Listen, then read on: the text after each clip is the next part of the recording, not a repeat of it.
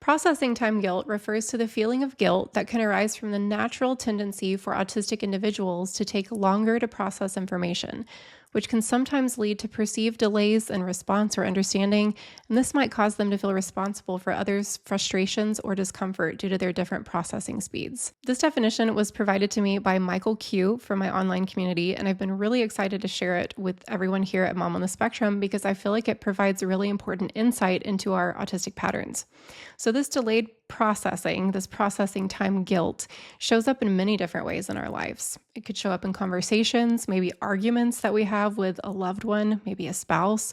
You might have an argument and need time away by yourself to process what even happened before you can determine how you think or feel or what you need from that situation. This can cause a lot of frustration to the person on the other side of the conversation because they might think that we're shutting down or withdrawing or ignoring them when really we just need more time to process. It can also show up in educational environments if we're learning a new concept, if someone's trying to teach us something, if we're trying to teach other people something. I know that happens for me a lot. If I'm teaching, or let's say I'm helping my kids out with something, it takes me a little bit of time to figure out what to do with their response and how to take the next step forward. It can also show up with experiences that we might have out in the world at a concert or other forms of entertainment. Really, delayed processing can show up in pretty much any interaction that we have with another individual. So why might we feel like delayed processors as autistic individuals? First of all, I want to posit the idea that we're not necessarily delayed processors. We just take in a ton more information than everyone around us.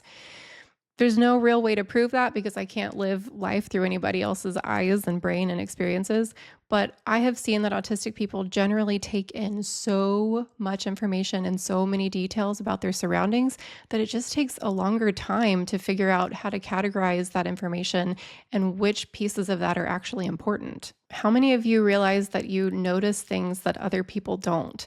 Maybe there's a light that's flickering overhead or music in the background and no one else seems to be bothered by it, but it's the only thing you can focus on.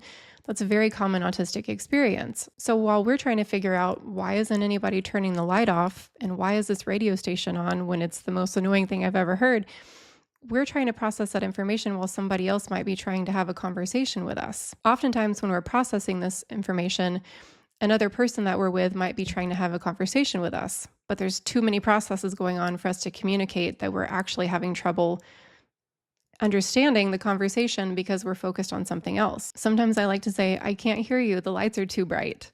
It makes sense to me. Another thing that can cause us to feel like delayed processors is that we take in a lot of sensory information. So anything that touches us or has an effect on our bodies, smells, if somebody's wearing a strong perfume next to you, this can disrupt the way that we process information. So let's go back to what I mentioned earlier. Let's say maybe you have an argument with your spouse.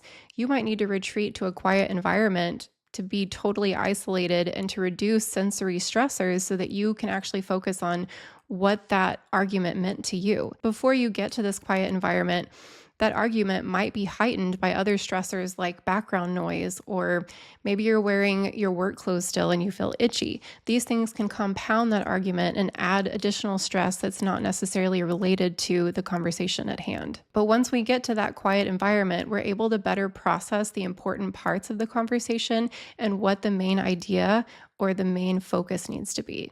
And by the way, if this information is helpful to you, you might want to check out my on-demand classes that I run through my website. I have them over topics like autistic inertia and demand avoidance, how to unmask meltdowns. And right now I'm running a special for Autism Acceptance Month. You can get 15% off all of my classes by using the code Autism Acceptance 2025. I'll put a link to the classes and the code and everything you need to know in the description below, so check that out. So getting back to why we might feel like a delayed processor, one thing I've noticed in my experience is that my brain seems to toggle back and forth between an analytical mindset and a social mindset. And it's very hard for the two to happen at the same time. So when I'm in a social mindset, I'm thinking about the conversation I'm having, my facial cues, my tone of voice, what my body language is communicating. And then if I'm going to actually process that information and formulate an idea to share with other person, struggling with my words right now too. Actually, yeah, that's exactly what's happening right now. this is great to talk about. So I'm having this moment, and I keep having this moment filming where I'm thinking about socially where I need to be looking, and I need to make sure that I'm not monotone and I need to smile or whatever in order to engage whoever's watching. But then analytically, I'm trying to formulate these ideas, and going back and forth is really, really exhausting me right now. So, this is what happens socially for me a lot as well.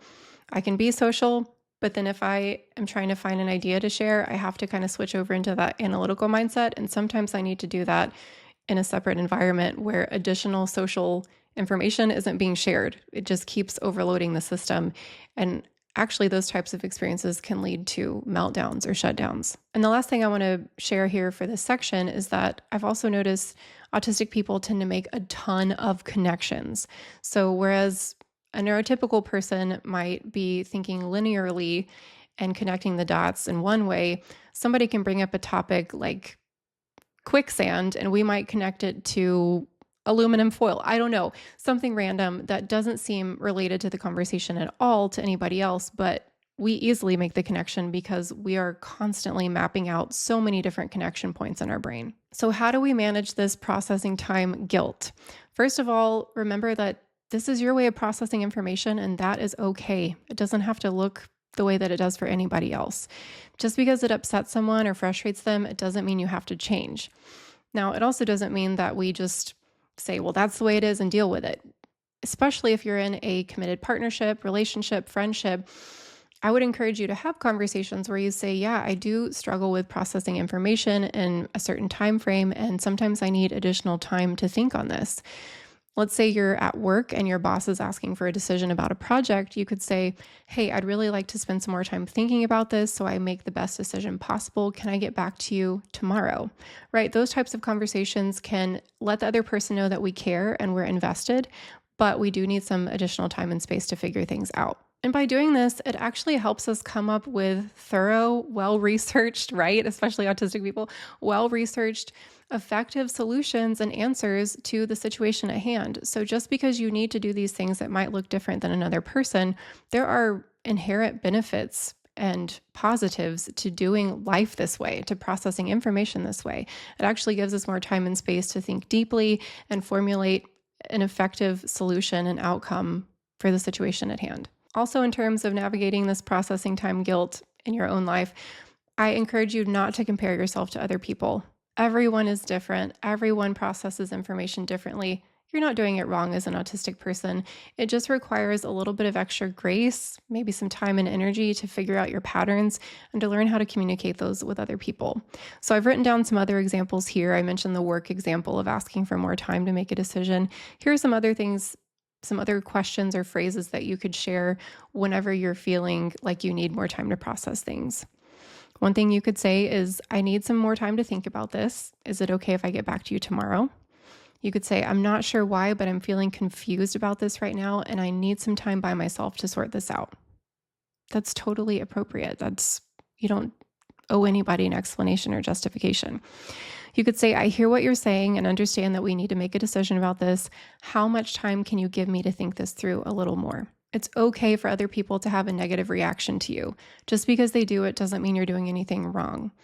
Get used to letting other people sit with their uncomfortable emotions. I know that's so difficult as a recovering people pleaser and someone who likes to help make other people happy. Let other people sit with those strong emotions. Know that it's not your job to fix them. Your job is to focus on what you want and need and to learn how to communicate in ways that work for you and support you and your lifestyle. Because being autistic, it isn't wrong. It's just different. And we deserve respect. We deserve understanding. We deserve kindness and compassion. And you are worth all of those things. Even if you communicate imperfectly, we're all going to communicate imperfectly. We're all going to learn at our own pace. You deserve kindness and respect. And on that note, you really don't owe anybody anything other than showing up as yourself. And that does take practice, I know. If you have any examples you can share in the comments of processing time guilt in your own life, I'd love to read through them. I feel like that's one of the best things we can do here for each other in this community is share examples saying, hey, I experienced this too. You're not alone. Remember to check the description for information about my on-demand classes and the sale that I've got going on right now through April of 2025 for 15% off.